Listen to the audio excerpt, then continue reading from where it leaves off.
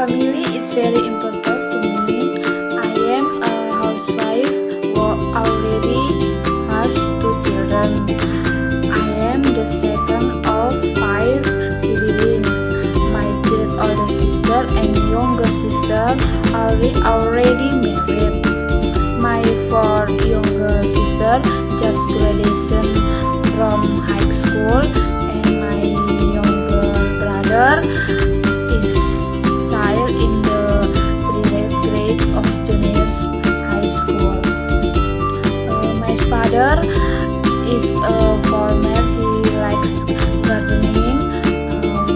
My mother is a housewife who has a grocery business at home. My husband works as a private employee in one of the companies where we live.